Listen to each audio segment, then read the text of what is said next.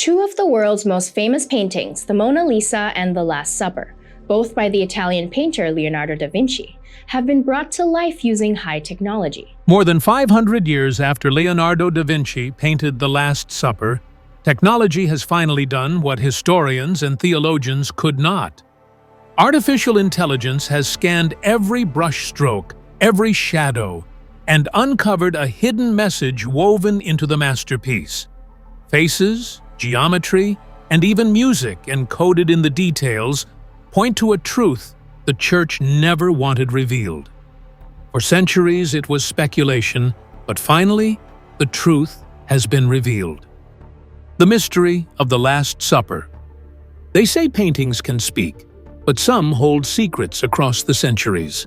And few truths are louder or more haunting than Leonardo da Vinci's Last Supper. Between 1495 and 1498, inside the quiet walls of a Dominican monastery in Milan, Da Vinci set brush to stone and created what would become one of the most studied and mysterious artworks in human history. Commissioned by Ludovico Sforza, Duke of Milan, the mural wasn't just decoration, it was part of a grand plan to immortalize his dynasty, the powerful Sforza family, within the Church of Santa Maria delle Grazie. But what Da Vinci gave the world was far more than a monument. He gave us a riddle, frozen in paint. Unlike traditional frescoes painted onto wet plaster, Leonardo chose a more daring path. He sealed the stone wall with pitch, gesso, and mastic, then painted over it with tempera. Leonardo wanted the painting to shine with bright colors, fine details, and deep expressions that normal wall paintings could not show. However, this audacious endeavor came with a price. Almost from the start, the painting began to deteriorate, forcing endless restorations that continue even now. Still, the subject matter was as monumental as the technique. This was no ordinary dinner scene. Leonardo captured the pivotal moment when Jesus announced that one of his disciples would betray him. The news shocked everyone at the table. Each apostle reacted in their own way. Some were angry, some said, "No way," and some couldn't believe it.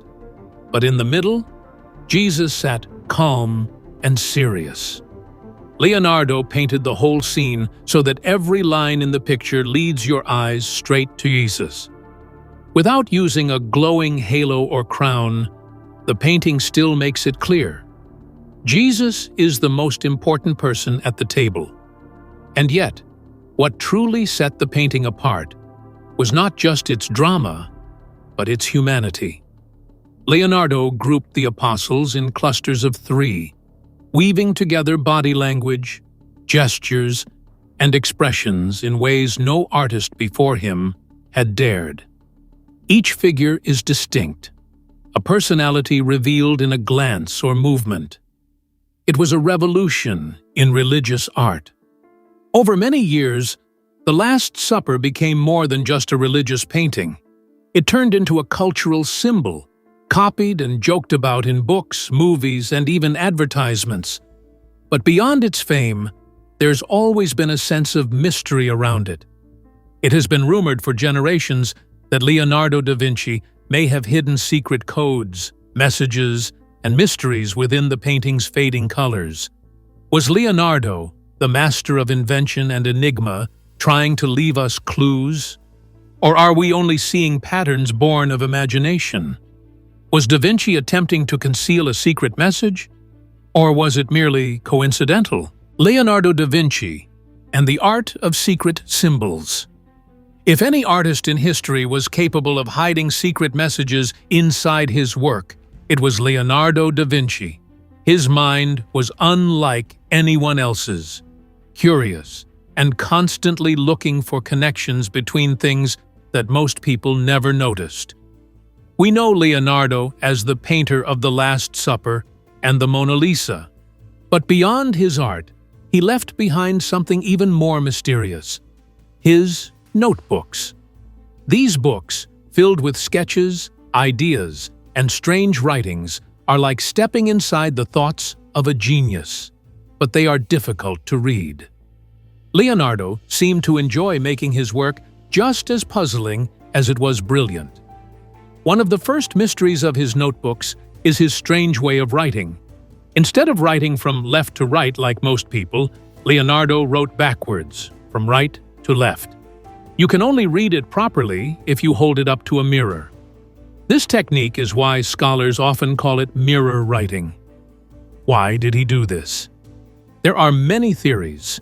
Some believe it was because he was left-handed, and writing backwards stopped his hand from smudging the ink. Others think he did it to hide his secrets from people who might steal his ideas, or worse, from the church, at a time when blasphemy was a crime, punishable by expulsion and torture.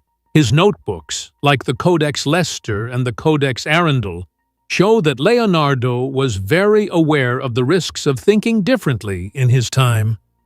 Some of his observations about science, the universe, and even the human body could have been seen as dangerous. Using mirror writing and even inventing little symbols may have been his way of protecting himself. But here's where the mystery grows deeper. Some experts believe that mirror writing was far too simple a code for a man like Leonardo. As one blogger wrote in 2016, "Do you really think that a man as clever as Leonardo thought it was a good way to prevent people from reading his notes? This man, this genius, would have invented an entirely new language for his notes if he truly wanted them to be readable only to himself. We're talking about a dude who conceptualized parachutes even before helicopters were a thing." That same blogger had another idea, one not many people had considered. Maybe Leonardo was challenging the very rules of writing itself. Simply put, languages aren't fair. And Leonardo wanted to challenge that rigidity. Why must I write from left to right? Why are languages so inflexible, meant only for right-handers and not left-handers? Others suggest something different. That mirror writing helped Leonardo slow down his thoughts. By writing backwards, he forced himself to think carefully about every word and every idea. For a man with a mind overflowing with inventions, science, and philosophy, the practice could have been a way of controlling the flood of thoughts. It may have even helped him remember things more clearly. Still, the most common explanation remains the simplest one. Leonardo was left-handed, or Mancino, as his peers called him. Writing backwards simply stopped him from smudging his notes. In fact, when art experts today study his works, they look for the marks of left-handedness to confirm whether something is really his. But Leonardo's secrets were not only in his handwriting. His notebooks are filled with odd drawings and unexplained symbols. These symbols appear repeatedly throughout his pages, yet no one knows exactly why.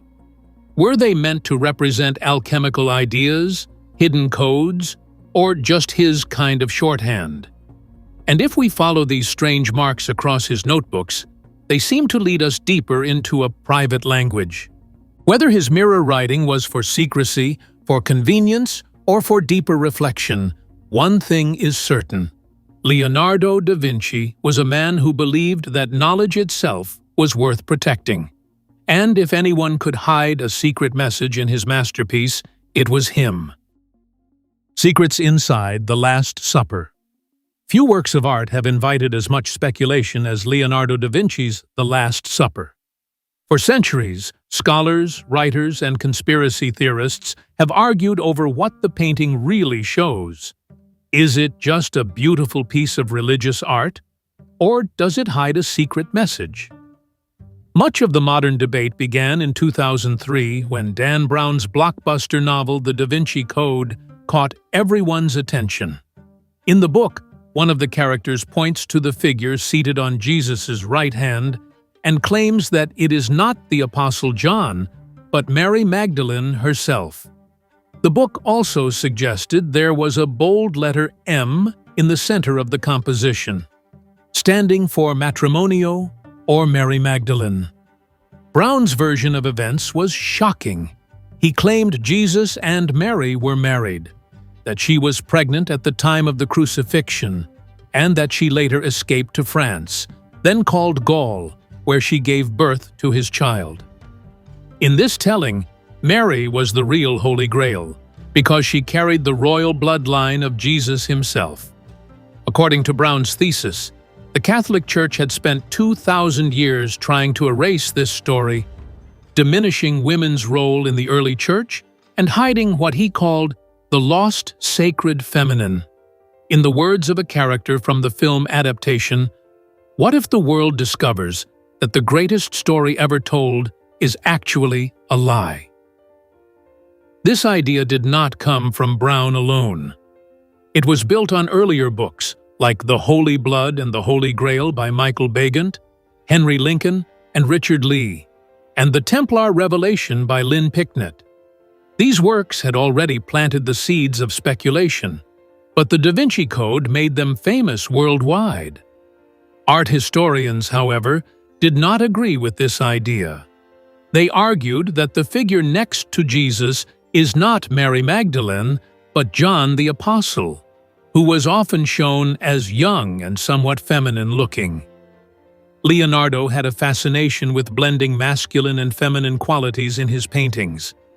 As Christopher L. Hodap and Alice von Cannon put it, if John looks effeminate and needs a haircut, so does James, the second figure on the left.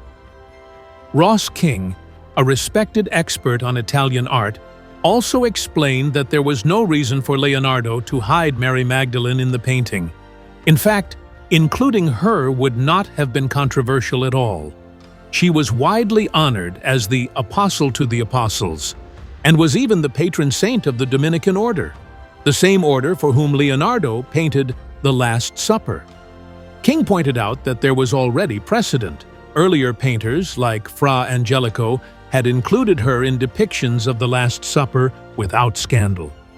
Therefore, most scholars agree that the Magdalene theory is not true. But that hasn't stopped people from looking for other hidden meanings. If not Mary Magdalene, then what else could Leonardo have been trying to communicate? Art historians and scholars, along with countless enthusiasts over the centuries, suggest that the clues may lie not in the figures themselves, but in the structure of the painting. Many have noticed that the painting is full of references to numbers, especially the number 3. The apostles are grouped in threes. Behind Jesus are 3 windows. However, fascination frequently coexists with illusion. The more people searched, the more they began to see what they wanted to see: patterns, symbols, even hidden figures, whether or not Leonardo ever intended them. The problem is that visual perception was crucial to every one of these theories, whether they pertained to Magdalene, numbers, triangles, or codes. And as powerful as the human imagination is, it has its limits. But all of these relied on the human eye. What happens when AI looks deeper? The hidden music of the Last Supper. Leonardo da Vinci wasn't just a painter. He was an inventor, a scientist, an engineer, and some say a composer. Could it be that his famous mural, The Last Supper, hides not just images and symbols, but an actual piece of music? That's precisely what Italian musician and computer technician Giovanni Maria Palla believes. In 2003, Palla heard on a news program that researchers thought Leonardo might have hidden a melody inside the painting. Intrigued, he decided to investigate for himself. Afterward, I didn't hear anything more about it, Palla recalled. As a musician, I wanted to dig deeper. This discovery wasn't just about finding hidden notes. It was about unlocking Leonardo's way of thinking. The same man who wrote his notebooks in reverse might have also hidden music in reverse, leaving behind a message only the curious would one day uncover. The idea is more than symbolic. Bread in Christianity represents the body of Christ. The hands are crucial too. They show blessings, the breaking of bread, and the sharing of it. By turning these symbols into musical notes, Leonardo may have left behind a hidden soundtrack to his mural, a solemn piece of music that echoes the story of sacrifice. Not everyone is convinced, of course. Some worry that people are simply reading too much into the painting. As Alessandro Vezzosi, a Leonardo expert and museum director in Vinci, explained, "There's always a risk of seeing something that is not there, but it's certain that the spaces in the painting are divided harmonically. Where you have harmonic proportions, you can find music." In fact, other researchers before Palla had suggested that the apostles' hands could represent notes in a Gregorian chant. But Palla went further by adding the bread loaves into the equation and by following Leonardo's famous backward style of writing. When played on a pipe organ, the melody Palla uncovered was eerily convincing. It didn't sound accidental. It sounded intentional, like Leonardo had planned it all along. So, is there truly a secret soundtrack hidden in the Last Supper? Was Leonardo encoding not just visual mysteries, but an entire piece of music in his masterpiece? We may never know for sure. What was really on the table of the Last Supper? According to the Gospel of Matthew, the Last Supper was a Passover meal. That means it would have included unleavened bread and wine. History agrees with this. Live science confirmed the presence of bean stew, lamb, olives, bitter herbs, fish sauce, and dates, according to Italian archaeologist Generoso Urciuoli. But this is where things get interesting. Leonardo da Vinci didn't paint a Passover meal at all. His version of the Last Supper shows a different kind of food, and what he painted tells us more about his life and tastes than about the disciples sitting at the table with Jesus. For centuries, no one questioned it. The details faded with time, and restorations blurred the truth. But once modern experts began carefully examining the painting, the table revealed a secret hidden in plain sight. After the 20-year restoration of the mural, experts agreed that the food on the table had to be fish. That seemed logical, since fish was a popular symbol in early Christian art. But when art historian John Variano took a closer look in 2008, he noticed something surprising. Not only is it a chunk of eel, but it's also garnished with a slice or half a slice of citrus fruit, probably a lemon or an orange, Professor Variano explained during a BBC radio broadcast in 2016. This discovery matched something found in Da Vinci's own library, a Renaissance cookbook. The recipes inside described 2 ways to prepare eel. One was spit roasting it with bay leaves, sage, breadcrumbs, cinnamon, and salt. The other was boiling it with parsley, sage, bay leaves, verjuice, and pepper. Both recipes sound a lot like what Leonardo painted on the table. Instead of ancient bread and lamb, we see an eel dish, seasoned just like the cookbook suggested. This means that the Last Supper doesn't just show a biblical moment, it also hides a piece of Da Vinci's personal world. But why would Da Vinci replace sacred foods with his own favorite dish? Could this be his way of leaving behind a hidden message? The hidden faces of the Last Supper. At the very heart of the Last Supper sits Jesus Christ. Everything in the painting revolves around him. Leonardo da Vinci used shapes and geometry in quiet but powerful ways. Look closely, and you'll see triangles, which are symbols of the Holy Trinity, formed by Jesus and the groups of disciples at his sides. Even the lines of the room pull your eyes to one place, the vanishing point, directly behind Jesus' head. With this, Leonardo makes a statement without words. Jesus is the center, not only of the picture, but of the faith itself. But the Last Supper is not just a scene of men sharing food. It is full of symbols, gestures, and mysteries that continue to puzzle and inspire people. Theologians, art experts, and even conspiracy theorists have all tried to read its secrets. Leonardo had a habit of hiding meanings in details, turning every element into something deeper. And this masterpiece is no exception. The hidden language of hands. One of the first things you notice is how alive the apostles look. Their hands are not random. Each gesture is carefully drawn to show feelings: fear, anger, surprise, or sadness. Leonardo believed hands could speak as loudly as faces. The objects on the table carry meaning too. Bread, wine, and knives are not just things to eat with. They portray the themes of betrayal, faith, and sacrifice. Leonardo wanted everything in the painting, faces, hands, food, to be part of the story. The faces at the table. Over the centuries, art scholars have worked diligently to figure out who each apostle is. Tradition and Leonardo's sketches have helped, and the common order. The order of names is as follows: Bartholomew, James the Less, Andrew, Judas Iscariot, Peter, and John, with Jesus in the center, followed by Thomas, James the Greater, Philip, Matthew, Thaddeus, Jude, and Simon the Zealot. Still, not everyone agrees. Some positions remain debated, especially near Jesus at the center. Why? This is because Leonardo omitted the customary labels. In earlier paintings, apostles often had names written above them or glowing halos to make them easy to spot. Leonardo removed all of that. He wanted us to pay attention to their humanity, not their titles. This choice makes the painting more lifelike, but also more mysterious.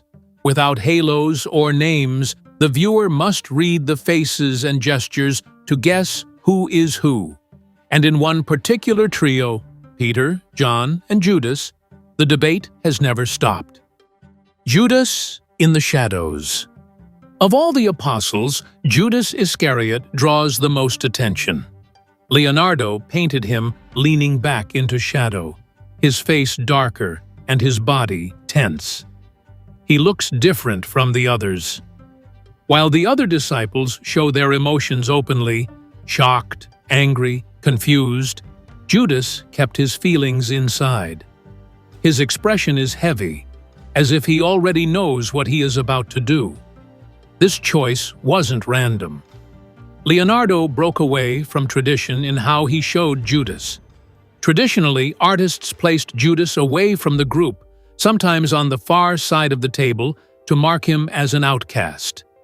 Leonardo did the opposite.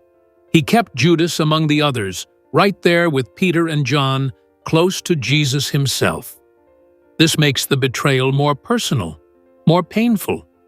It reminds us that betrayal often comes from someone trusted, not from an enemy outside. Leonardo added subtle hints around Judas. In one hand, Judas clutches a small bag, often seen as the silver he was paid to betray Jesus. In the other, he reaches toward the same dish as Jesus. This mirrors the Gospel of Matthew 26:23. He that dippeth his hand with me in the dish, the same shall betray me. And then, almost hidden, is a tiny but chilling symbol. Judas has knocked over a small container of salt.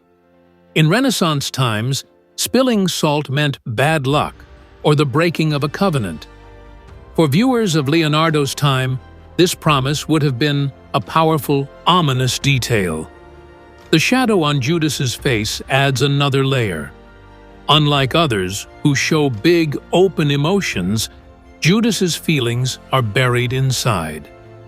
His brows furrow and his mouth tightens. The darkness around him feels heavy, almost swallowing him.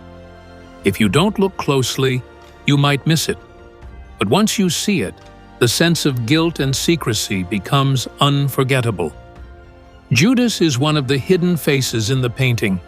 You don't see his pain in plain sight. Instead, Leonardo showed it in shadows on his face and in small details. The mystery of John, or Mary Magdalene. Next to Jesus sits another figure, often thought to be the Apostle John. This figure has a soft face, flowing auburn hair, and downcast eyes. John was the youngest disciple, often called the beloved disciple, and Renaissance artists usually painted him as youthful and gentle. But the delicate features here have led some to wonder, is this really John, or could it be Mary Magdalene? The theory became famous after the novel The Da Vinci Code was published in 2003.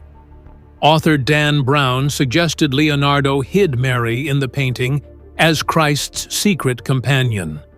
But this idea is much older. As early as the 19th century, some art writers were already suggesting the figure looked too feminine to be John. Supporters of this idea point to a few details. The figure leans away from Jesus with a look of sorrow.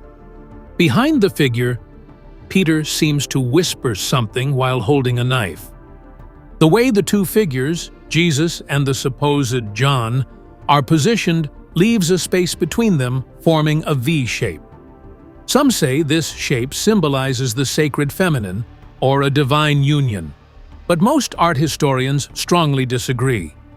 They remind us that Leonardo followed the tradition of showing John as youthful and almost feminine. In fact, Leonardo painted John this way in other works, such as Saint John the Baptist, and there is no real evidence that Leonardo intended to place Mary Magdalene at the table. Still, the mystery remains.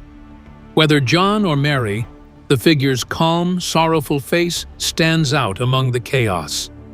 The ambiguity keeps people guessing and keeps the conversation alive. A chorus of emotions. Leonardo's genius shines not only in single figures, but also in how they interact. He arranged the apostles in groups of 3, each cluster like a small scene in a play. Together, they form a chorus of reactions to Jesus' shocking words, that one of them would betray him. On the far left, 3 apostles throw up their hands in disbelief. The next group leans forward, arguing, their faces tight with tension.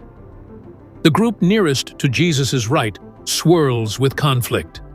Peter, John, and Judas, locked together in a storm of gestures.